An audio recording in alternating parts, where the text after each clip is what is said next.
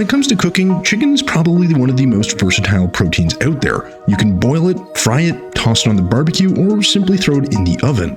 So while it feels there are endless ways you can prepare it, most chicken tends to suffer from the same problem. It's dry. But there is one way to avoid this common problem and guarantee crispy skin and a juicy interior. This is Mayo Chicken.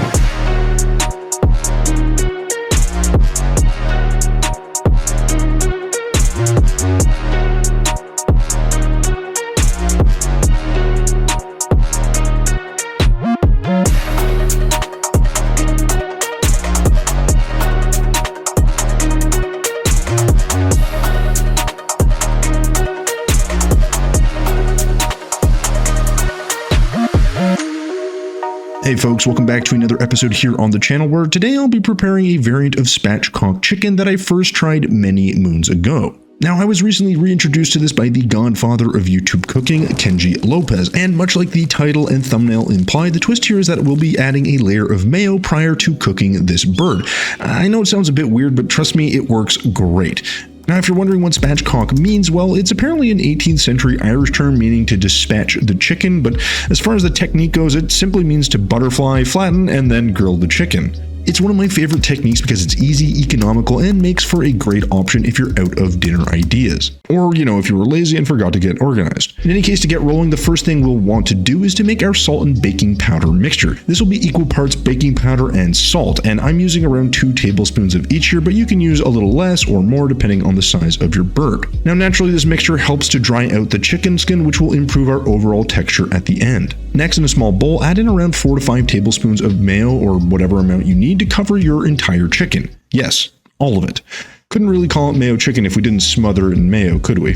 Now, this is where you can choose to jazz things up a bit with some herbs or spices. In my case, I'm going to be using oregano, some thyme, and some rosemary, but you can use pretty much whatever you like. And a suggestion here might be some paprika, some garlic powder, and some onion powder, and maybe even a little bit of cumin. Either way, you'll want roughly equal parts of each, and simply dump those in and mix thoroughly until homogeneous. You should have something that looks a little bit like this. So with the baking powder mixture done and our mayonnaise thoroughly mixed, it's time to grab our chicken and place it ever so gently on our cutting board. So as you can see, I've got a relatively small chicken here at around 2.5 pounds, but it's not the size of the meat that matters, it's how dry it is, and don't let anyone teach you otherwise. So to that end, grab some paper towel and make sure the pat is completely dry. For best results, I'd recommend dry brining overnight, but I'm hungry now and let's face it, I'm unorganized, so I'll be skipping this for now. What I won't be skipping is the next step, which is super important for us to be able to properly flatten out the chicken. It's a very simple step, but a very important one. So what you want to do is grab yourself a pair of shearing scissors and cut down either side of the spine and then remove it. You should have a piece that looks like this, and this is a perfect piece to freeze and use for a chicken stock a little bit later, or if you're feeling generous, a delicious raw treat for your 4-legged friend. Whatever you decide, just flip this chicken over and give this another quick pat down with your paper towel, and then simply sprinkle over your salt and baking powder mixture over top. You'll want a fairly light dusting of this mixture over top, so don't cake it on too hard. With that done, just move your chicken off to the side and grab yourself a roasting pan. Ideally one where you can insert a wire rack, as this will help with the cooking process, but I've only got this old school monstrosity kicking around, so just use whatever works best for you. Then simply bring your chicken back and drop it onto the tray, making sure to take some time to admire that dry, soon-to-be crispy skin, before seemingly ruining it all with a few well-placed globs of your herb-flavored mayo. At this point, you've got a few options to spread the mayo around to cover the entire chicken. A brush, for instance, would work well here, but God knows I'm going to go find some way to make a mess either way, so I'm just going to get stuck in with my hands. Once you've thoroughly coated the chicken, washed your hands, and cleaned up any mayo splatter, this is actually a great time to add a few cranks of freshly ground black pepper over top before heading on over to your preheated 425-degree oven.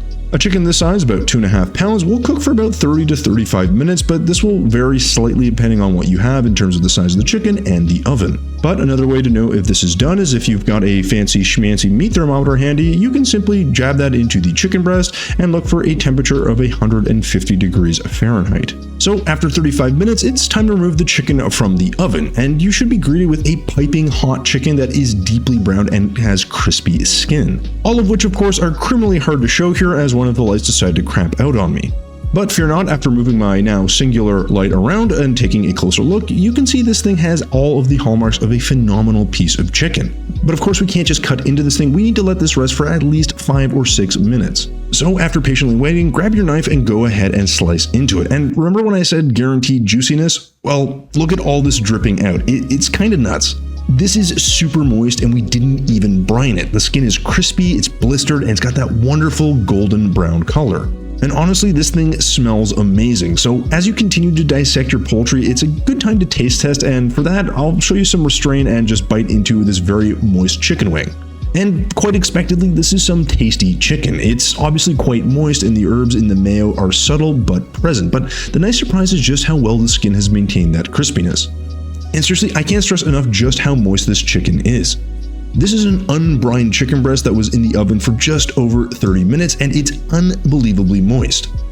Anyways, once you're done admiring your work, just go ahead and cut this into chunks, clean up your work surface, and then get to plating. Meaning you'll want to grab yourself a clean plate and show off your adequately butchered chicken in whatever pile seems most appropriate. And with that, your spatchcock chicken is done. I get this might seem a bit strange, but this mayo-focused version of a spatchcock chicken really pays off and is well worth the short-term confusion and discomfort you might have. So the next time you're looking for a moist, flavorful, but still crispy chicken, give this recipe a try. I promise you the simplicity and the results will blow you away. But yeah, with all that said, guys, that's it. So thank you so much for watching until the end of this video, and as always, thumbs if you liked it, subs if you loved it. We will see you in the next one.